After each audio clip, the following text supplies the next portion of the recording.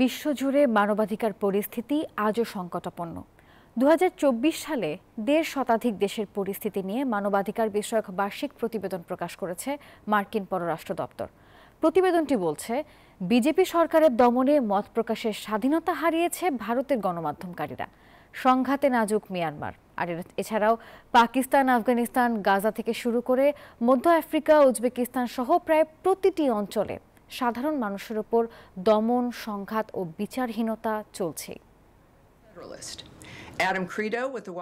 ১৫০টির বেশি দেশের ২০২৪ সালের পরিস্থিতি নিয়ে মানবাধিকার বিষয়ক বার্ষিক প্রতিবেদন প্রকাশ করেছে মার্কিন পররাষ্ট্র দপ্তর, যেখানে বিশ্বের ৩টি দক্ষিণ ও দক্ষিণ পূর্ব এশীয় দেশ ভারত, পাকিস্তান ও মিয়ানমারের মানবাধিকার লঙ্ঘনের ভয়াবহ চিত্র ফুটে উঠেছে।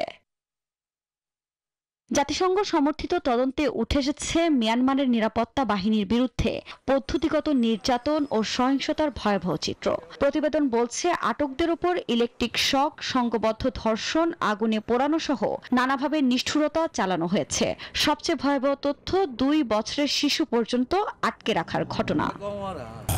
বাংলাদেশের শক্তিশালী থার্মিক স্টিল বার ফেমাস স্টিল লিমিটেড।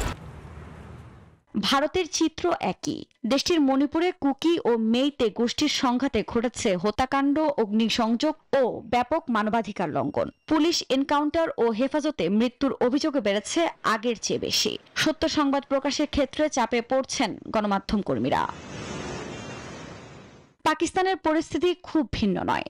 একই প্রতিবেদনের তথ্য বলছে, বেলুচিস্তানে নিখোঁজ ধর্মীয় সংখ্যালঘুদের ওপর চাপে এবং বিচার বহির্ভূত হত্যার ঘটনা ২০২৩ সালের তুলনায় বেড়েছে। এদিকে গাজার মানবাধিকার পরিস্থিতি ২০২৪ সালে আরও অবনতির দিকে গেছে। ইসরায়েলি হামলা, অবরোধ, খাদ্য সংকট এবং স্বাস্থ্যসেবা ব্যবস্থা ধ্বংসের ফলে গাজার সাধারণ জনগণ চরম মানবিক সংকটের সম্মুখীন হয়েছে। আফরিন মৌ, নিউজ 24।